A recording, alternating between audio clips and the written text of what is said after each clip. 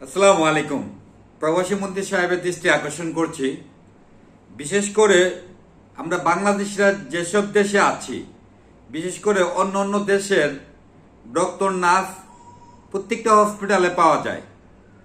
হয়তো প্রবাসীদের দায়িত্ব নিয়েছেন, অসংখ্য ধন্যবাদ জানাই নুরুল হক নূর সাহেবকে। বিশেষ করে যে বর্তমানে সরকার যদি এতটুকু চেষ্টা চালিয়ে যায় প্রত্যেকটা দেশে, যেসব দেশে আমরা প্রবাসীরা আছি মিডল ইস্টে, সেসব দেশে কিন্তু ডাক্তারের সংখ্যা এবং নার্সের সংখ্যা বাড়ালে দাদা অনেক অনেক দেখা যায়। আমাদের বাংলাদেশে একটা ডাক্তার থাকলে তার সেবাটা কিন্তু আমরা হয়তো বাংলায় কথা বলে আমাদের স্বয়ংসম্পন্ন অসুস্থতা তাদের কাছে পেশ করতে পারি অথবা বলতে পারি। এভাবে কিন্তু মালদ্বীপ উদাহরণস্বরূপ, যে মালদ্বীপ আমরা বিগত 21 বছর ধরে বসবাস করছি, মালদ্বীপে হয়তো আমরা অন্য দেশের নার্স ডাক্তার এগুলো কিন্তু অ্যাভেলেবেল পাওয়া যায়। আমাদের বাংলাদেশের যে ডাক্তারগুলো কিন্তু সেরকম একটা মালদ্বীপে নেই। তাই আমি আশা করি প্রবাসী মন্ত্রী সাহেব হয়তো প্রত্যেকটা দেশের গভর্নমেন্টের সাথে কথা বলে আমাদের বাংলাদেশের ডাক্তার নার্স প্রবাসীরা যেসব দেশে আছে এই দেশগুলোর মধ্যে ডক্টরের সংখ্যা এবং নার্সের সংখ্যা বাড়ানোর জন্য, এবং তার পাশাপাশি আমরা মালদ্বীপ প্রবাসীরা বিগত 15-20 বছর ধরে কিন্তু আবেদন করে যাচ্ছি যে মালদ্বীপে যেন আমাদের একটা বাংলাদেশি ব্যাংক হয়, এবং আমরা মালদ্বীপে যারা কর্ম করতে গিয়েছি আমরা যেন মালদ্বীপের টাকা ব্যাংকে ছাড়তে পারি। কেননা অধিকাংশ কোম্পানিতে মালদ্বীপের রুপিয়া বেতন দেয়, দিলে এই টাকাটা কিন্তু আমরা ব্যাংকে ছাড়তে পারি না। এই ব্যাংকে ছাড়তে গেলে এটাকে কনভার্ট করে ডলার করে ছাড়তে হয়। তাহলে এখানে আমাদের মোটামুটি আমাদের বেতনের থেকে একটি অ্যামাউন্ট কিন্তু ঘাটতি হয়ে যায়।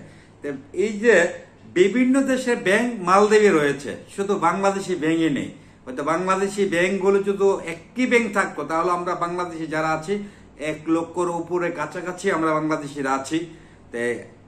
আমরা প্রবাসীরা আছি, বিগত অনেক বছর ধরে সরকারদেরকে আবেদন করে যাচ্ছি, মাননীয় দূতাবাসকে আবেদন করছি এবং প্রস্তাব রাখছি স্যার, অথবা প্রত্যেকটা যত এমপি মন্ত্রী গিয়েছেন সবার সাথে কিন্তু আমরা কম বেশ আলাপ আলোচনা করেছি। আপনারা বাংলাদেশে গিয়ে আমাদের মালদ্বীপ প্রবাসীদের জন্য একটি ব্যাংক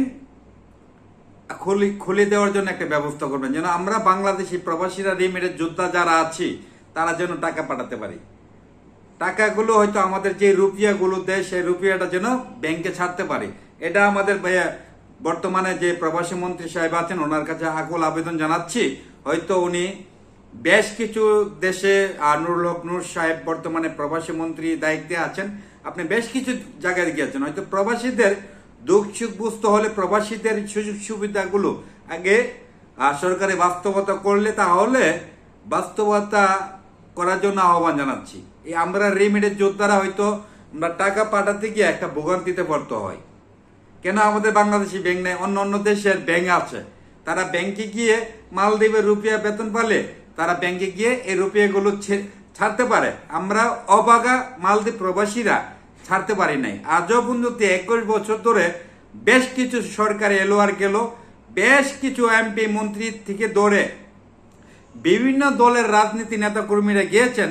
যাওয়ার পরে ওনাদের কাছে যখন ওনাদের সাথে আমাদের সাক্ষাৎ হয় তখন আমরা বলেছি, স্যার আপনারা বাংলাদেশে রাজনীতি করেন, আপনারা বাংলাদেশে গিয়ে আমাদের মালদ্বীপ প্রবাসী ভাইদের জন্য অথবা একটা ব্যাংক খুলে দেওয়ার জন্য একটা ব্যবস্থা করবেন, যেন আমরা মালদ্বীপ প্রবাসী যারা আছি যেন আমরা ব্যাংকের মাধ্যমে ব্যাংক যে রুপিয়াগুলো মালদ্বীপের যে স্থানীয় রুপিয়া যে টাকাগুলো আছে সেই টাকা মালদ্বীপের রুপিয়াগুলো যেন আমরা ছাড়তে পারি।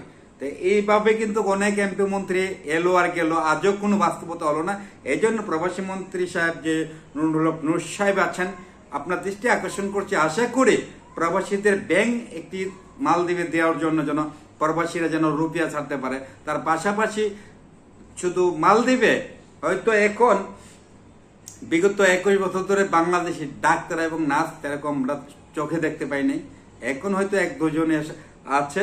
এবং আমরাও চাই বিভিন্ন দেশে বাংলাদেশি প্রবাসীরা যেসব দেশে আসে সেসব দেশে যেন আমাদের বাংলাদেশি নার্স অথবা ডাক্তার এগুলো যদি বাড়িয়ে দেয় অথবা আলোচনা করে যেন বাংলাদেশি ডাক্তার নার্স যদি চাকরি করে, তাহলে আমরা একটা অসুস্থ হলে আমরা কিন্তু সেই বাংলাদেশি ভাইটার কাছে আমার পুরা বিস্তারিতটা আমি বলতে পারবো। অনেকে কিন্তু দেখা যায় ভাষার কারণে অথবা অনেকে নতুন অথবা পুরাতন যারা আছে তারা বুঝে বলতে পারে অথবা কথা বলতে পারে, হয়তো তারা 2-4 বছর 3 বছর গেলেও কিন্তু অনেকে ওই দেশে স্থানীয় ভাষা পুরোপূর্ণ না বোঝার কারণে তার শরীরে কি লুক হয়েছে সেই ভাষাটা কিন্তু বলতে পারে না।